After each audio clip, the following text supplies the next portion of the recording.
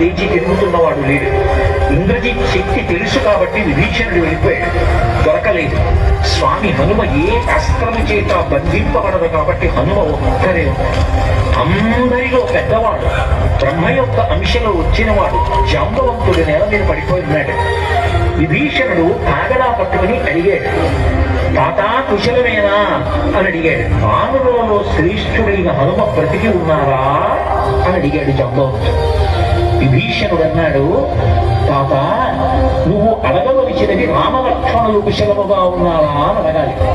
హనుమ కుశలముగా ఉన్నారా అని అడిగారేం తాత అని అడిగాడు. మొత్తం వానరులు రామలక్ష్మణులతో కలిసి పడిపోయినా కూడా నష్టం లేదు. హనుమ ఒక్కరు బ్రతికి ఉంటే మళ్ళీ అందరూ బ్రతుకుతారు. అందరూ బ్రతికి ఉన్నా హనుమ ఒక్కరు పడిపోతే బ్రతికి ఉన్న వీళ్ళందరూ పడిపోతారు. అందుకే నేను హనుమ బ్రతికి ఉన్నారా అని అడుగుతున్నాను. ఓంగి జాంబవంతుడి పాదములు పట్టుకొని తాత హనుమ నీ కుశలం అడుగుతున్నాడు, నమస్కరించుతున్నాడు అన్నాడు.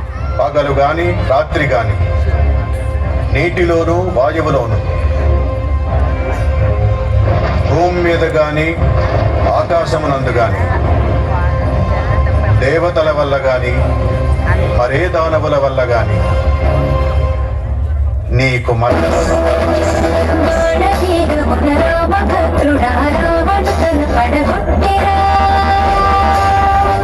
రావణాసురుడు రామచంద్రమూర్తి చేతిలో మరణించాడు. యుద్ధభూమిలో శరీరం పడిపోయింది. పట్టపురాణి కాబట్టి మండోదరికి కబురు చేశారు, భర్త శరీరం చూడడానికి రమ్మని. పల్లకీలో తీసుకొచ్చారు. రామచంద్రమూర్తి, లక్ష్మణస్వామి, విభీషణుడు, హనుమ అక్కడే నిలబడి ఉన్నారు. అందరు ఏమనుకున్నారంటే భర్తని విగత జీవిగా ఆయన శరీరం చూడగానే మండోదరికి తిరిగి రామచంద్రమూర్తిని నింద చేస్తుంది అని అనుకున్నారు. ఆవిడ రావణాసురుడి శిరస్సు దగ్గరికి వెళ్ళి కూర్చుంది. ఎవరు తెగిపోయి ఉన్నాయి. ఆవిడ చనిపోయిన భర్తను ఉద్దేశించి మాట్లాడుతూ ఆవిడంది, వీళ్ళందరూ అనుకుంటున్నారు రాముడు నిన్ను చంపాడనుకుంటున్నారు. నీ భార్య అని నాకు తెలుసు, రాముడు కాదు నిన్ను చంపింది, నీ ఇంద్రియములు చంపేశాయి. నాలో కనపడనిది ఏది సీతమ్మలో కనపడి నువ్వు చచ్చిపోయావురా, నీ గిడ్డి కామానికి ఏం చేశావో తెలుసా రావణా అని అడిగింది. ప్రపంచాన్ని గడగడలాడించగలిగిన వాడు ఇంద్రుణ్ణి గెలవగలిగిన కొడుకుని కన్నా నీ కామానికి పరకాంతని తెచ్చి కొడుకుని యుద్ధానికి పంపి చంపేశావు. నా కొడుకుని, నీ తమ్ముడిని చంపేశావు కుంభకర్ణుణ్ణి.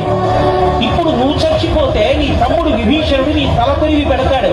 రేపు నీ చచ్చిపోతే నాకు తల కొరివి పెట్టే కొడుకుని మిగల్చకుండా చచ్చిపోయిన దౌర్భాగ్యుడా నీ కామం నిన్ను చంపింది. రాముడు కథ మనకి ఏం చెప్తుందంటే కష్టాలు రాకూడదు, అన్ని సుఖాలే ఉండాలి అని కాదు. ఎన్ని కష్టాలు వచ్చినా మనకు తోడు ఉండాలి. రాముడికి సీత, సీతకి రాముడు. ఆ కష్టాలను ఆనందంగా ఎదుర్కోవాలి, ఎదుర్కొని ఆదర్శవంతమైన జీవితం గడపాలి.